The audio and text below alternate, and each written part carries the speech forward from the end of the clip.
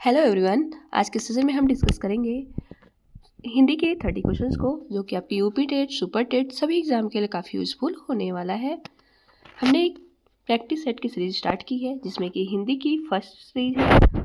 आप इससे अपनी तैयारी को भी देखिएगा, कितने क्वेश्चन आपके राइट होते हैं, कितने क्वेश्चन आपके रॉन्ग होते हैं। स्टार्ट कर लेते हैं हम आज के सेशन को। फर्स्ट क्वेश्चन है आपका, शंकर शब्द किसे कहते हैं? ग्रामीण भाषा के शब्द को, या संस्कृत भाषा के शब्द को, ग्रामीण व संस्कृत भाषा के कुछ विशेष शब्द को, या दो भाषा के शब्दों से मिलकर बने शब्द को? आंसर क्या होगा हमारा? ऑप्शन डी, दो भाषा के शब्दों से मिलकर बने शब्द को हम शंकर शब्द कहते हैं। जैसे कि रेलगाड़ी, रेल क्या है? अंग्रेजी शब्द है, और गाड़ी हिंदी शब्द है। ये क्या होगा? रेलगाड़ी शंकर शब्द है। नेक्स्ट देखेंगे, शुद्ध शब्द को स्त्रीवाचक बनाने के लिए किस प्रत्यय का प्रयोग होगा? ई, इक, ई, आ। आंसर क्या होगा हमारा? ऑप्शन डी, आ। शुद्ध में हम आप प्रत्यय लगा देंगे तो हो जाएगा श्रुता स्त्रीवाचक शब्द। नेक्स्ट देखेंगे, नाक का बाल होना मुहावरे का अर्थ है? अधिक समीप होना, कष्ट देना, अधिक प्रिय होना, पालतू होना। आंसर क्या होगा हमारा? ऑप्शन ए, अधिक समीप होना। नेक्स्ट देखेंगे, अश्व का पर्यायवाची शब्द निम्नलिखित में से कौन सा नहीं है? घोड़ा, घोटक, कटक है। आंसर क्या होगा हमारा? कटक। कटक जो है अश्व का पर्यायवाची नहीं है। कटक का अर्थ होता है समूह। घोड़ा, घोटक है, सभी अश्व के पर्यायवाची शब्द हैं। नेक्स्ट देखेंगे, जो एक स्थान पर टिककर नहीं रहता है, वाक्य के लिए शब्द कौन सा होगा? आंसर क्या होगा हमारा? ऑप्शन सी, यावर। अस्थिर की बात करें, जो एक स्थान पर टिक कर नहीं रहता है उसे जो एक स्थान पर स्थिर नहीं रहता उसे हम अस्थिर कहते हैं। और अडिग की बात करें, जो अपनी वादों पर टिका रहे उसे हम अडिग कहते हैं। और गतिशील, जो सदैव चलता रहे। नेक्स्ट देखेंगे, बुंदेले हरबोले के मुंह हमने सुनी कहानी थी, खूब लड़ी मर्दानी वह तो झांसी वाली रानी थी। प्रस्तुत पंक्तियों के रचयिता कौन है? माखनलाल चतुर्वेदी, सुभद्रा कुमारी चौहान, सोहनलाल द्विवेदी, राम नरेश त्रिपाठी। आंसर क्या होगा हमारा? Option B, Subhadra Kumari Chauhan. Next देखेंगे, समास का अर्थ है संक्षेप, विच्छेद, विस्तार, नवीन अर्थ। आंसर क्या होगा हमारा? ऑप्शन ए, संक्षेप। जब संक्षेप के आपस में संबंध रखने वाले दो या दो से अधिक शब्दों को मिलाकर एक नया शब्द बनाया जाए तो उस मेल को हम समास कहते हैं।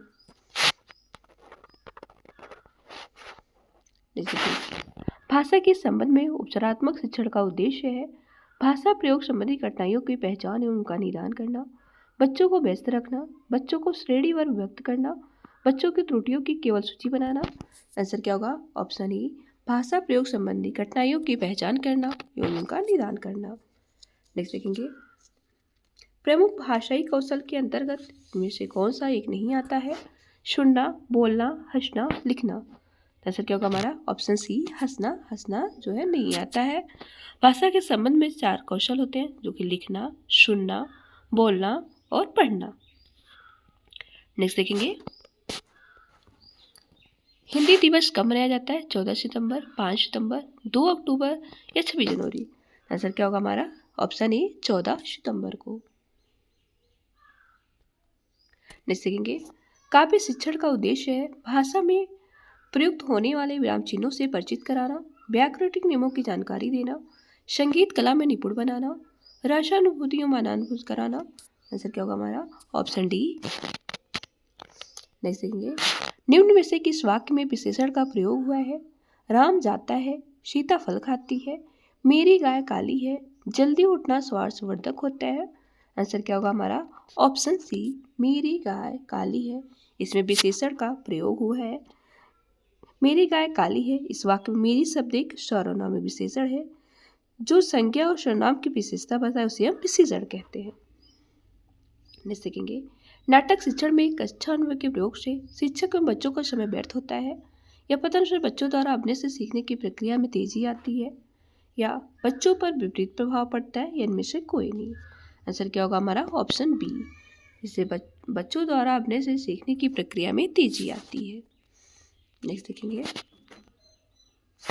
निम्न शब्द में अधिकरण कारक का प्रयोग हुआ है। वाहन रूट, सत्ताधीश, गंगा जल या रेखा चित्र। तो आंसर क्या होगा हमारा ऑप्शन ही सॉरी वाहन रूढ़ में अधिकरण शब्द का प्रयोग हुआ है। वाहन पर आरूढ़। अगर गंगा जल की बात करें तो गंगा का जल जिसमें कि संबंध तत्पुरुष समास है। जैसे कहेंगे किस रस को रसराज कहा जाता है? श्रृंगार रस को, वीर रस, हास रस, इनमें से कोई नहीं। आंसर क्या होगा हमारा श्रृंगार रस। श्रृंगार रस को रसराज कहा जाता है।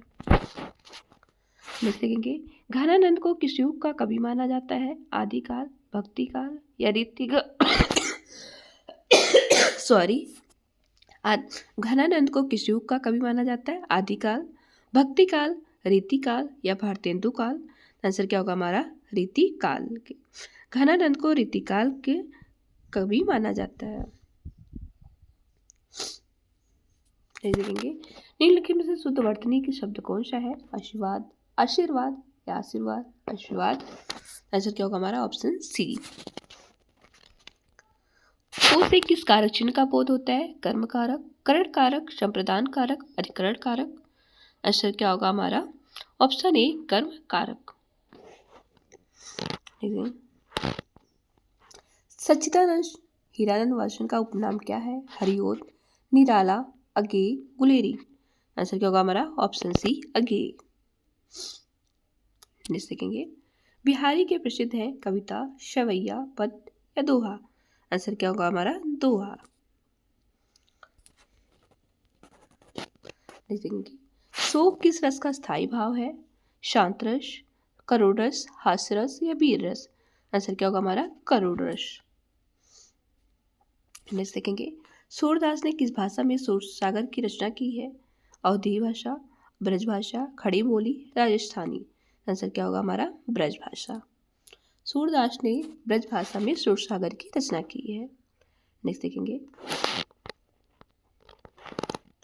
दोहा में कितनी मात्राएं होती हैं? 24, 26, 28, 30।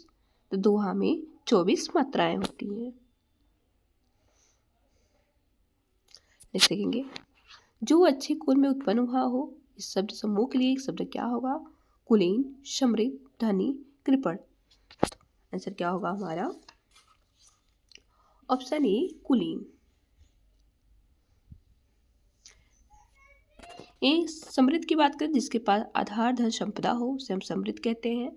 और धनी जो पैसे वाला हो, और कृपण जो बहुत कंजूस हो। दाता शब्द का स्त्रीलिंग शब्द क्या है? दाती, दात्री, दात्री या धात्री। आंसर क्या होगा हमारा दात्री। नेक्स्ट देखेंगे लड़का पेड़ से गिरा में से कौन सा कारक है? आपादान कारक, संप्रदान कारक, कर्म कारक, अधिकरण कारक। तो आंसर क्या होगा हमारा आपादान कारक। नेक्स्ट देखेंगे पापी में कौन सा विशेषण है? संख्यावाचक विशेषण, सर्वनामिक विशेषण या गुणवाचक विशेषण या परिणामवाचक विशेषण। आंसर क्या होगा हमारा ऑप्शन सी गुणवाचक विशेषण।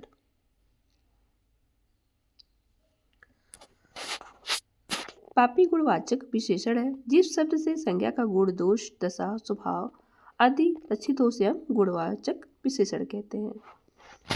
देखेंगे नवल सुंदर श्याम शरीर की सजल नीरज सी कलकांति थी, इसमें कौन सा अलंकार है?